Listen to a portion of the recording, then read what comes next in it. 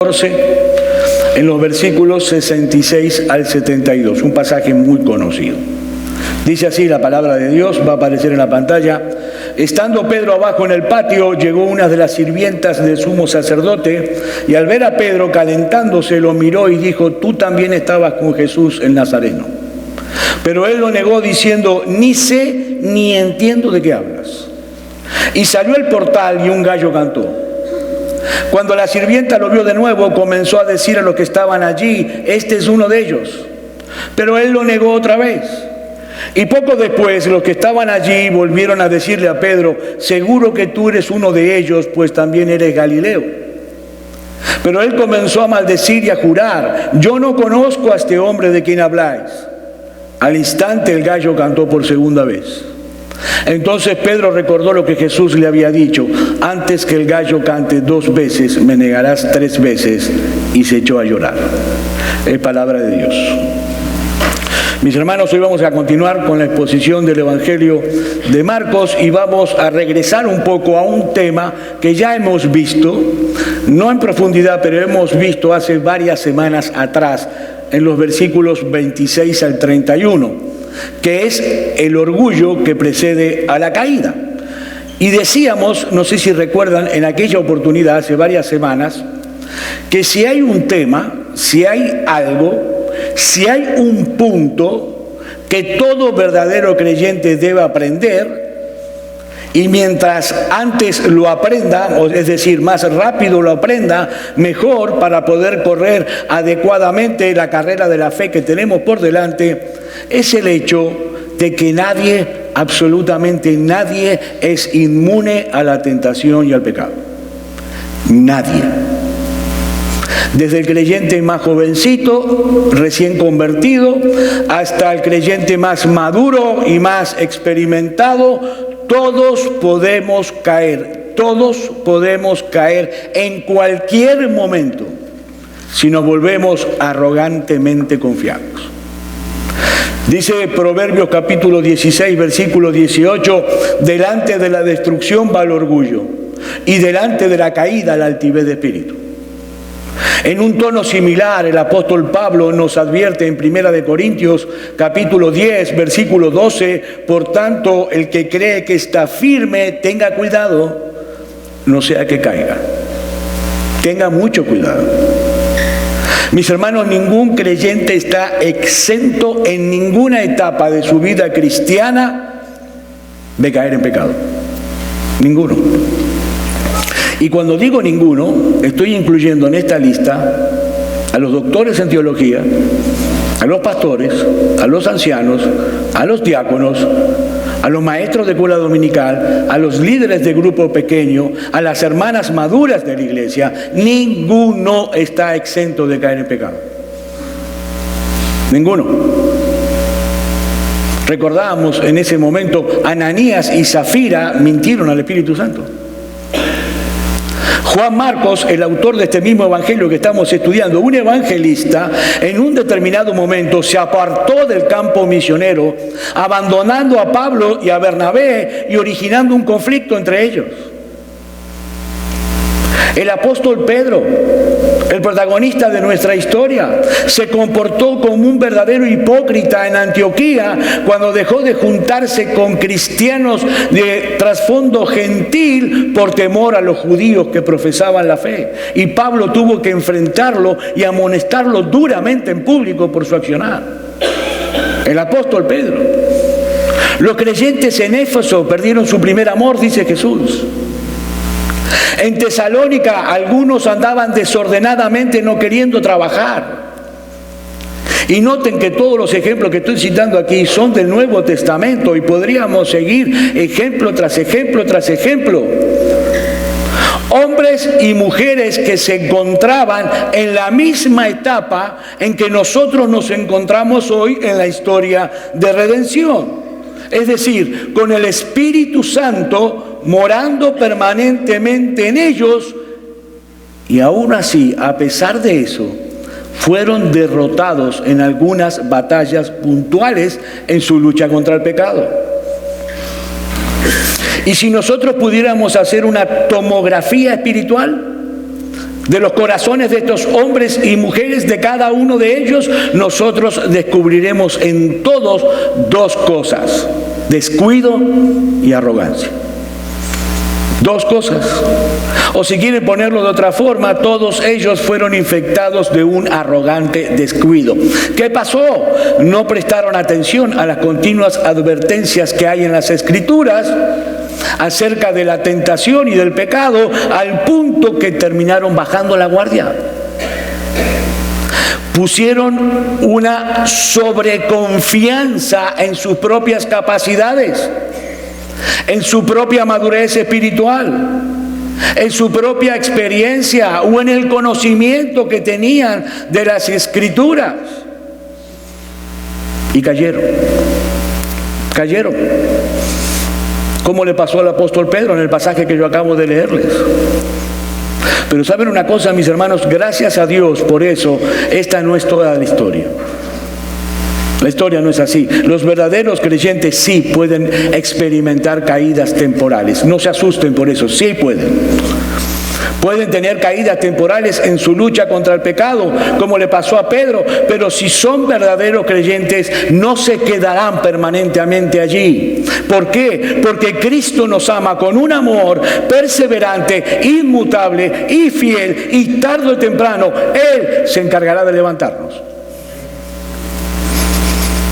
Si nosotros comparamos al Pedro de nuestro pasaje, cobarde, temeroso, dubitativo, mentiroso, con el Pedro que aparece en el libro de los Hechos, vemos que hay una enorme diferencia entre uno y otro. ¿Qué pasó? ¿Qué fue lo que provocó tan impresionante cambio en Pedro? Pedro fue restaurado en su fe.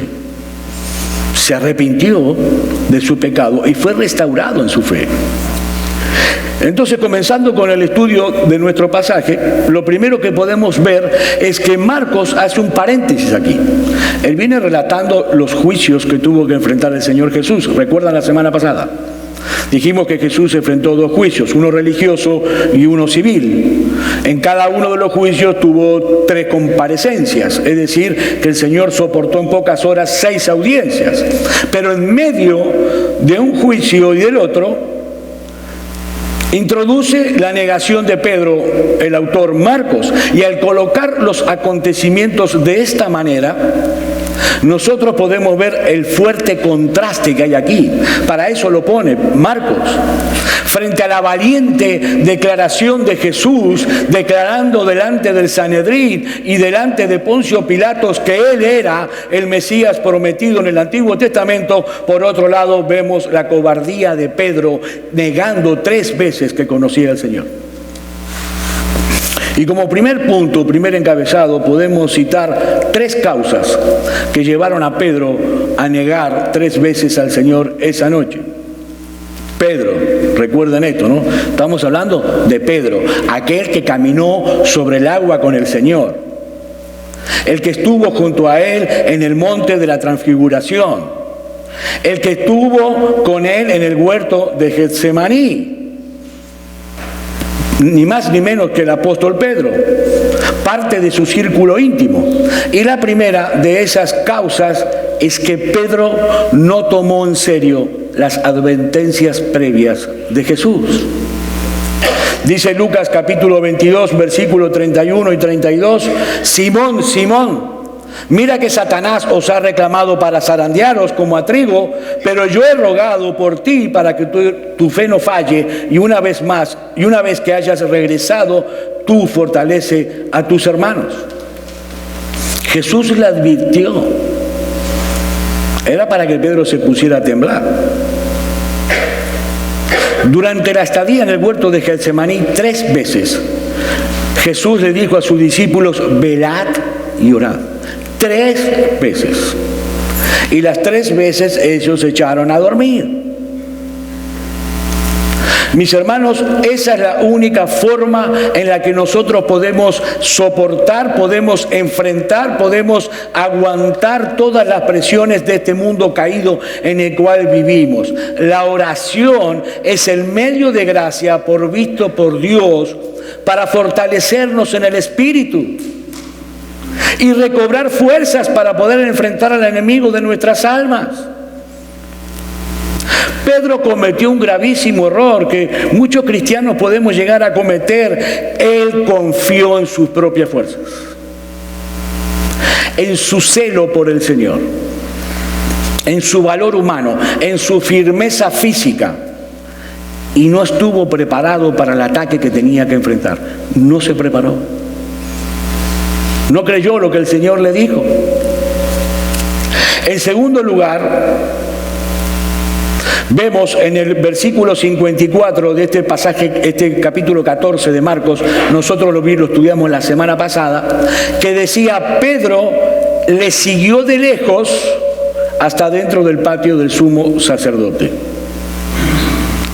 Y eso también lo tratamos en otra oportunidad. El hombre que se había jactado delante de todos de dar su vida por el Señor, aquí lo vemos siguiendo a Jesús. Él siguió a Jesús, porque definitivamente Pedro amaba a Jesús, pero desde una posición segura, desde una posición confortable. Hasta ahí nomás. No sea cosa que corra peligro por seguir a este hombre. Y mi hermano, vuelvo a repetir esto: si tú eres un verdadero creyente, por favor asegúrate de que ese no sea tu caso, de que tú sigues a Jesús pero de lejos, de lejitos, desde una zona confortable, desde una zona segura, porque vuelvo a repetir, esa clase de cristianismo que existe no soporta el fuego de la prueba. No lo soporta, como sucedió en la vida de Pedro. Mis hermanos, seguir a Jesús de lejos significa estar separados de Él. Seguir a Jesús de lejos significa no caminar con Él. Significa no relacionarnos con Él como discípulos. Miren, cuando comenzamos a seguir a Jesús de lejos y cada vez más lejos y cada vez más lejos, su imagen comienza a distorsionarse. Y comenzamos a verla cada vez más borrosa, ya no podemos distinguirlo claramente y finalmente se nos parece a un fantasma. Entonces, en vez de verlo como nuestro Señor y Salvador, nos asustamos y nos alejamos de Él. La persona que sigue a Jesús de lejos en realidad no está enfocado en Él. Su corazón y su mente, su pensamiento no están realmente enfocados en Jesús. En consecuencia, su entrega es muy débil y puede ser fácilmente distraído y fácilmente atraído por el mundo. La tercera causa por la que Pedro negó a Jesús esa noche la encontramos en el pasaje paralelo, en el Evangelio de Lucas, capítulo 22, versículo 55. Después de encender ellos una hoguera en medio del patio y de sentarse juntos, Pedro se sentó entre ellos. Pedro, por temor a ser descubierto, no tuvo ningún problema en sentarse con los enemigos de Jesús y compartir con ellos, tratando de pasar desapercibido. ¿Qué enseñanza nos deja esta porción? Mi hermano, mi hermana, mucho cuidado con los amigos que tenemos. Mucho cuidado con las personas con las cuales decidimos compartir nuestro tiempo. Mucho cuidado, porque hay mucha gente que en la iglesia el domingo tiene cara de santo, pero durante la semana con los amigos, con los compañeros de trabajo, hacen las mismas barbaridades que ellos hacen, para ser iguales y que no lo discriminen. Mis hermanos, en cuanto nos sentamos a compartir con los enemigos de Jesús, con aquellos que se burlan y desprecian el Evangelio y desprecian al Señor, y nosotros no reaccionamos y nos retiramos inmediatamente de ese lugar, comenzamos a seguir a Jesús de lejos. Y tristemente tengo que reconocer que muchos cristianos solemos hacer esto muchas veces. Este es un tema que a mí me toca porque yo veo en las iglesias, yo escucho a líderes de iglesias diciendo: tratemos de hacer las cosas que a la gente le gustan para que vengan a la iglesia. Desde el momento que una iglesia hace eso, dejó de ser iglesia. Mis hermanos, entendámonos de una vez, nosotros vivimos en este mundo, pero no somos de este mundo. Somos absolutamente diferentes. Y debemos resaltar las diferencias en vez de tratar de mimetizarnos con ellos. Hay iglesias que hacen conciertos de rock, cualquier cosa para que venga la gente. No. Y tratan de esa cobardía de disfrazarla diciendo, bueno, es para que la gente venga y predicarle el evangelio. No es la manera que Dios eligió. ¿Qué dice la Biblia? Hay una sola manera de alcanzar a los pecadores, con la predicación del evangelio. Eso es lo único que la iglesia debe hacer. Esto no es un club. Hay iglesias que hacen kermeses.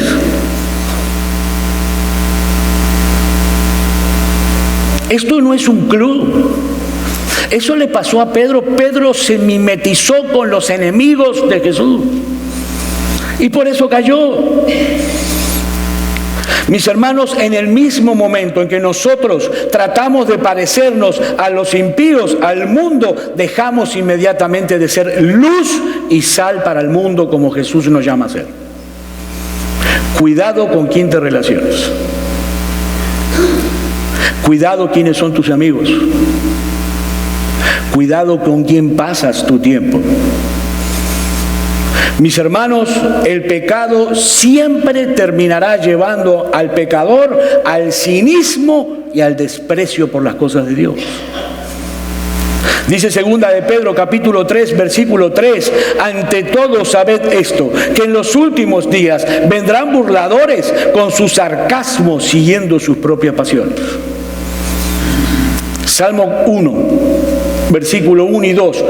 Cuán bienaventurado es el hombre que no anda en el consejo de los impíos, ni se detiene en el camino de los pecadores, ni se sienta en la silla de los escarnecedores, sino que en la ley del Señor está su deleite, y en su ley medita de día y de noche. Ese hombre es bienaventurado. Ese hombre, no todos, ese hombre es bienaventurado. Y fíjense que aquí lo dice, ¿no? Que no anda en consejo de impíos, ni se detiene en el camino de los pecadores, ni se sienta en la silla de los escarnecedores. Mis hermanos, la única relación que nosotros podemos tener con los impíos de este mundo es para predicarles el evangelio. Punto. A eso nos llamó el Señor. A eso nos llamó el Señor. Mientras Pedro estaba sentado junto al fuego, compartiendo con los enemigos de Jesús, ese momento, el Señor Jesús, dentro de la casa de Caifás, comenzaba a ser torturado. Cuidado con quién te juntas. Cuidado con quién te relacionas. Como segundo encabezado, segundo punto del mensaje, vamos a ver a continuación las tres partes en las que consiste la negación de Pedro, porque fue 3 veces. La primera la encontramos en los versículos 67 y 68 de nuestro texto, y dice que una de las sirvientas del sumo sacerdote, al ver a Pedro calentándose, lo miró y dijo: tú también estabas con Jesús el Nazareno. Pero él lo negó diciendo: ni sé ni entiendo de qué hablas. Y salió al portal y un gallo cantó. Primera negación: no lo conozco, no sé quién es. Pedro sintió temor, porque seguramente su propósito original era observar el proceso. Él quería ver lo que pasaba con Jesús, pero seguro, sin que lo reconocieran, porque tenía miedo que le pasara lo mismo. Y entonces no fue capaz de dar testimonio de su condición de discípulo de Jesús. Directamente: no lo conozco, no sé de quién es.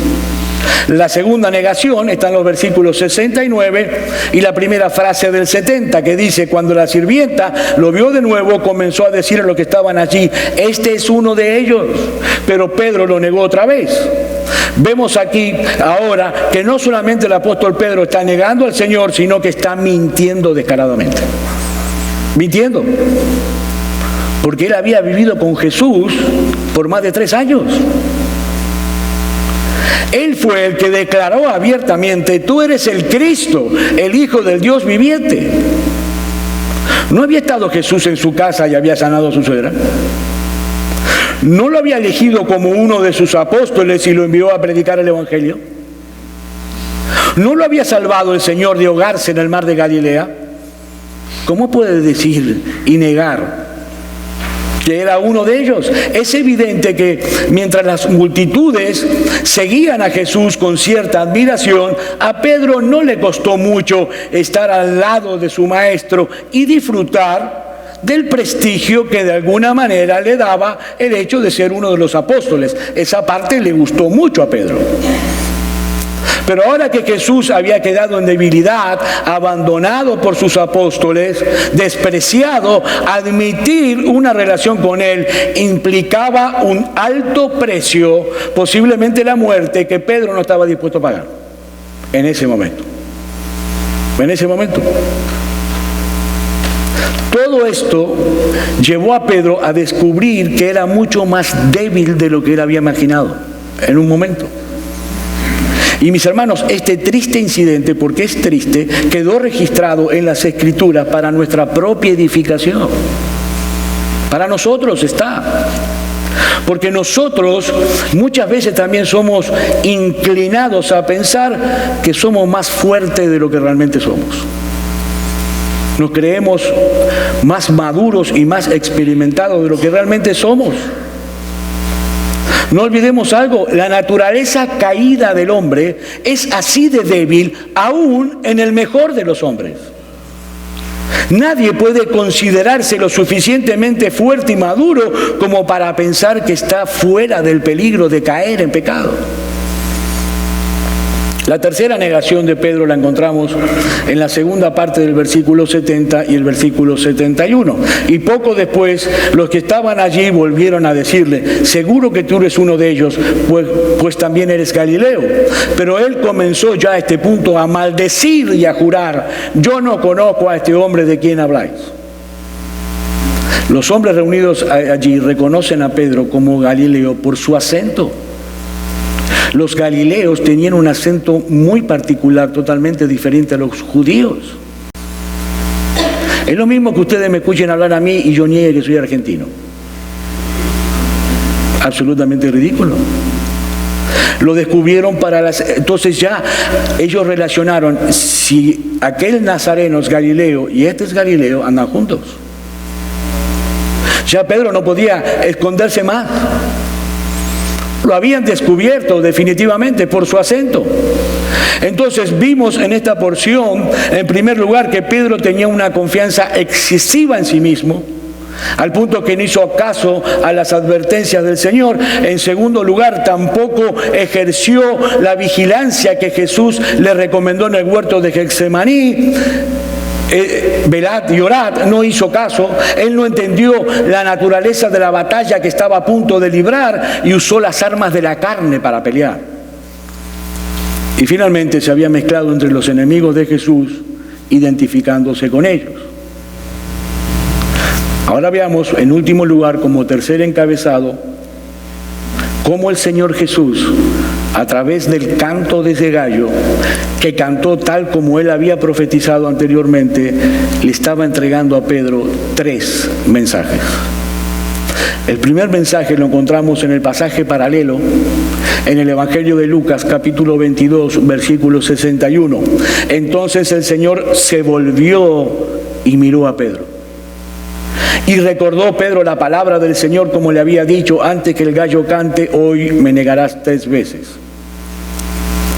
En ese mismo momento en que Jesús estaba, recuerdan la semana pasada, atado, en absoluta debilidad, siendo humillado, avergonzado, escupido, golpeado, todavía Él tuvo tiempo de voltearse y mirar a su discípulo con una dulzura, con una transparencia, con una misericordia, con un amor, sin decirle una absoluta palabra, solo con una mirada dulce y triste. Le estaba diciendo: Pedro, yo no me he olvidado de ti. No me he olvidado de ti. Aún estando en esa condición, Jesús seguía pensando en sus discípulos. Y seguramente si alguno de nosotros hubiera estado en el lugar de Jesús, primero hubiéramos mirado a Pedro con una mirada fulminante, como para derretirlo. Y después le hubiéramos dicho: ahora vas a ver lo que te va a pasar por traidor. Con todo el odio y con todo el rencor del mundo. Pero Jesús no se había olvidado de Pedro a pesar de las circunstancias. Y el primer mensaje que Jesús nos da a nosotros, mis hermanos, al igual que Pedro, Jesús nunca se olvida de ninguno de nosotros. Nunca. Él se descuida de ninguno de sus discípulos. No importa la circunstancia, no importa el momento, no importan los problemas, no importa la dificultad de mis hermanos, el que comenzó en nosotros la buena obra la terminará. El Señor no se olvida de los suyos. Ese es el primer mensaje. El segundo mensaje que Jesús le da a Pedro con esa mirada es: Pedro, yo estoy absolutamente en control de todo. Yo estoy manatado, me están golpeando, me están escupiendo, me están humillando, pero a pesar de eso yo estoy en control. El hecho, mis hermanos, de que un solo gallo, de todos los gallos que existían en ese momento en Jerusalén, cantara en el preciso momento en que Pedro estaba negando a Jesús, es literalmente un milagro. Un milagro. Pedro ya había sido testigo presencial del poder y de la autoridad del Señor a lo largo de su ministerio. Nosotros lo vimos cuando estudiamos Marcos. Él fue testigo presencial cuando Jesús caminó sobre las aguas, cuando calmó la tempestad en el mar de Galilea, cuando alimentó a más de 5,000 personas multiplicando los panes y los peces. No importaba qué difícil o qué problemática podría ser la situación que enfrentaba, Jesús siempre estaba en control de todo. Y ese es el mismo mensaje que el Señor quiere darnos a nosotros en esta mañana. Mis hermanos, no importa lo que estemos atravesando en este momento. Si hay enfermedad, si hay falta de trabajo, si hay necesidades económicas, problemas conyugales, problemas con los hijos, lo que fuera que estemos atravesando, Dios está en control. Nuestra vida está en manos de nuestro Dios. Él está en control de todo. Pedro, cree en mí porque yo sigo estando en control. Pedro pensaba que todo se había terminado, que era el final de su camino, que peor de lo que le iba no le podía ir. Y Jesús con esa mirada le estaba diciendo: Pedro, si un gallo cantó en el momento y la forma en la que yo dije que iba a cantar, es porque yo estoy en control absolutamente de todo. No lo he perdido. Dice Deuteronomio capítulo 4, versículo 39 y 40, y mi hermano, presta atención a estas palabras del Señor. Por tanto, reconoce y reflexiona hoy en tu corazón que el Señor es Dios, arriba en los cielos y abajo en la tierra. No hay otro. Así que guardarás sus estatutos y sus mandamientos que yo te ordeno hoy. ¿Para qué? A fin de que te vaya bien a ti y a tus hijos después de ti, y para que prolongues tus días sobre la tierra que el Señor tu Dios te da para siempre. Él es soberano y está en control, mis hermanos. Aunque a veces nos parezca que no. Y el tercer y último mensaje que Jesús le da a Pedro en esa escena a través del canto del gallo es que hay perdón, hay restauración en Cristo Jesús para nuestros pecados. Dice el versículo 72, al instante un gallo cantó por segunda vez, entonces Pedro recordó lo que Jesús le había dicho: antes que el gallo cante 2 veces, me negarás 3 veces, y se echó a llorar. Todos sabemos que los gallos cantan al amanecer, siempre, para anunciar la llegada de un nuevo día. Y eso es lo que Jesús le está diciendo a Pedro en ese momento con esa mirada. Si te arrepientes de tus pecados, hay un nuevo amanecer para ti. No hubo un nuevo amanecer para Judas. No hubo un nuevo amanecer para los soldados que lo golpeaban. Tampoco hubo un nuevo amanecer para los miembros del Sanedrín, ni para aquellos que lo iban a crucificar horas más tarde, pero sí había un nuevo amanecer para Pedro porque se había arrepentido de sus pecados. Porque Dios no desprecia el corazón contrito y humillado. Mis hermanos, esta humillación fue muy dolorosa, pero a la vez muy necesaria. Puesto que Pedro no había querido tener en cuenta las palabras del Señor, y siempre que nosotros no queremos hacer caso a lo que el Señor nos dice en su palabra, finalmente Él nos deja librado a nuestros propios recursos hasta que nuestra confianza carnal sea abatida hasta el polvo.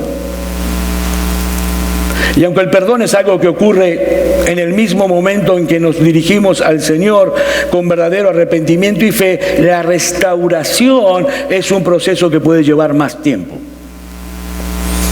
El primer paso para llevar a cabo esta restauración es reconocer que el Señor nos conoce mejor que nadie.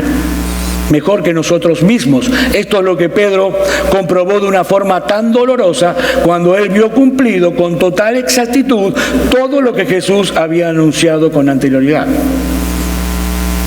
Y de hecho sería también la confianza en la palabra de Jesús lo que le ayudaría a Pedro a salir de esa crisis. ¿Qué le dijo el Señor? Yo he rogado por ti para que tu fe no falle. Y tú, una vez hayas regresado, fortalece a tus hermanos.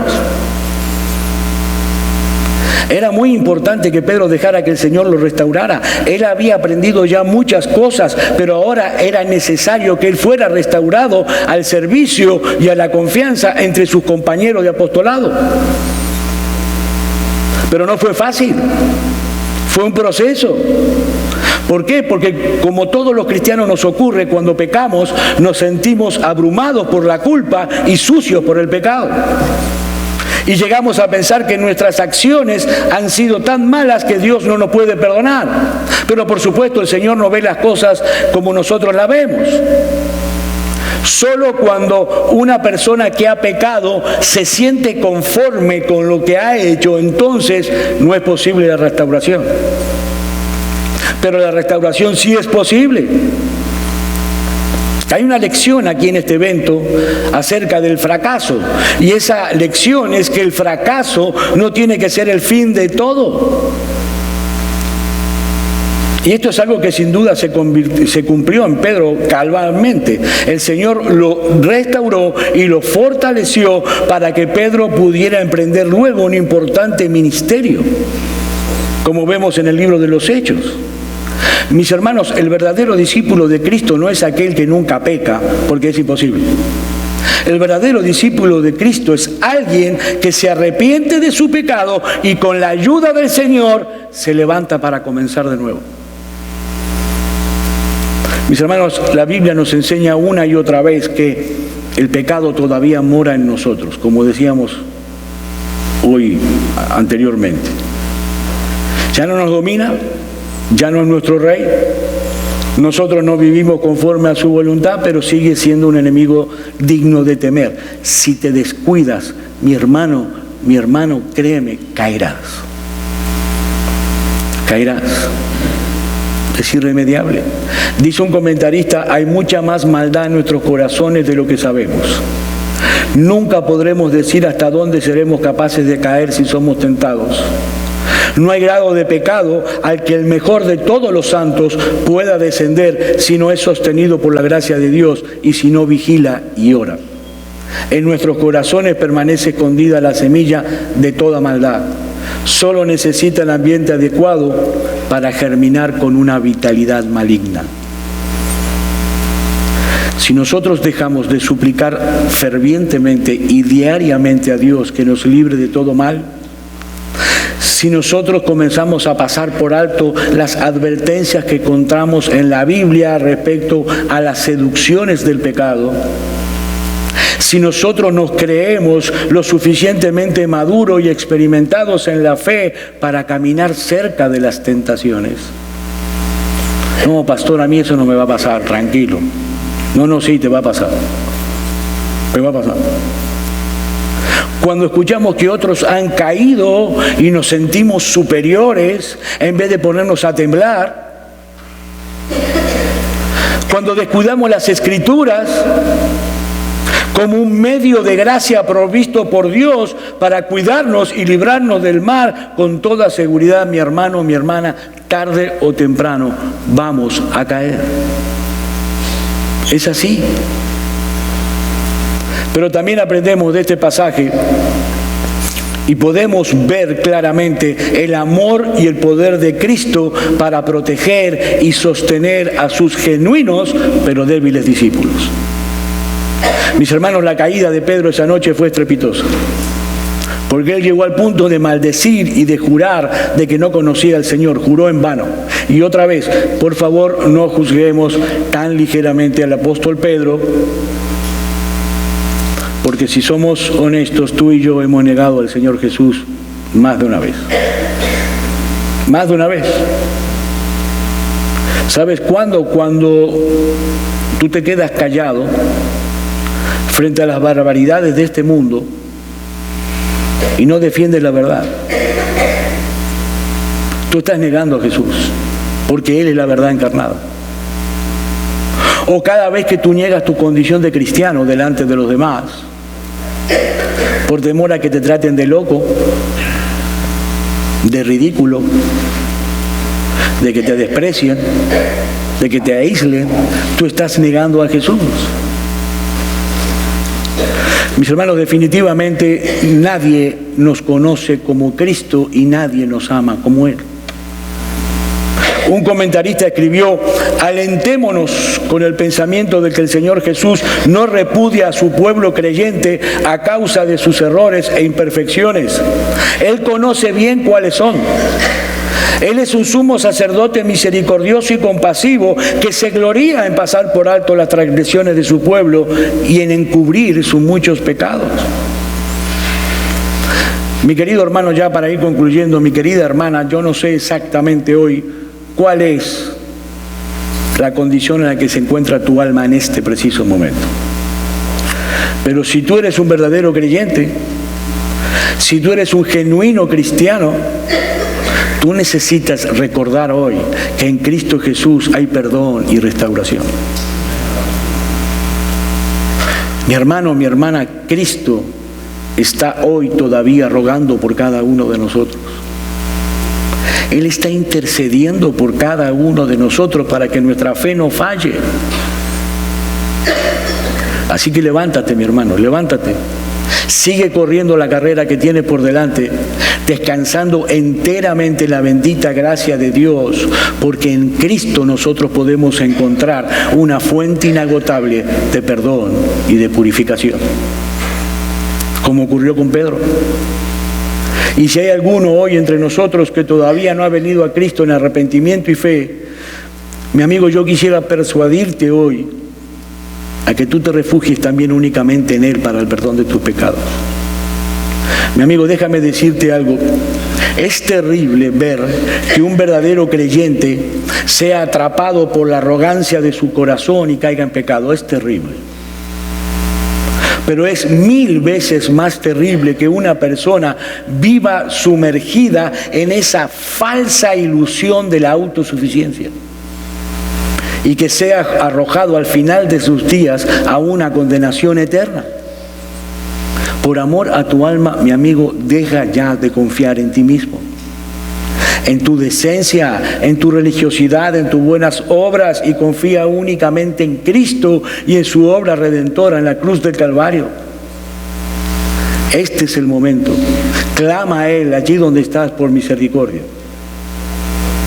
Y no solo recibirás el perdón de todos tus pecados, sino que también recibirás la gracia transformadora de Dios que te va a liberar del yugo del pecado de una vez por todas, para que desde hoy y hasta el final de tus días tú seas de Cristo y de nadie más. Mi amigo, ven a Cristo. ven a la cruz. Vamos a orar.